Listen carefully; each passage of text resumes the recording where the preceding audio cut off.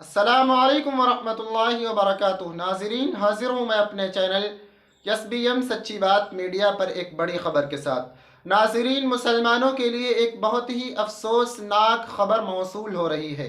ہم سب ہمیشہ سنتے رہتے ہیں کہ آج کل ارتداد کی خبریں بہت زیادہ وائرل ہوتی رہتی ہیں، اور خاص طور سے اپنے ملک ہندوستان میں ہماری بہت سی مسلم بہنیں جو نان مسلم لڑکوں سے شادی کرنے کے چکر میں، عشق کے چکر میں اپنے مذہب کو چھوڑ رہی ہیں۔ لیکن اس سے بھی زیادہ خطرناک خبر موصول ہو رہی ہے۔ ناظرین، انگلینڈ کے تین علماء نے جو تین سگے بھائی تھے اور حافظ بھی تھے، عالم بھی، انہوں نے مذہب اسلام کو چھوڑ دیا ہے اور وہ مرتد ہو گئے ہیں۔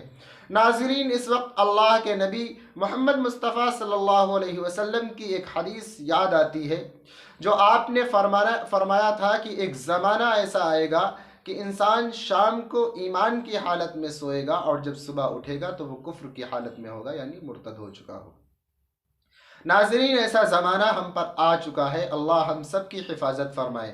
بہرحال اس خبر کی جانکاری مولانا یاسر ندیم الواجدی نے اپنے سوشل میڈیا اکاؤنٹ کے ذریعے سے دی ہے۔ ناظرین، انہوں نے لکھا ہے کہ اگر مدارس نے عقیدے کی مضبوطی کی تعلیم نہ دی، اگر دور حاضر کو دیکھتے ہوئے مدارس نے عقیدے کی مضبوط تعلیم نہ دی، تو پھر فارغین مدارس کو ہی واپس لانے کی محنت کرنی پڑے گی۔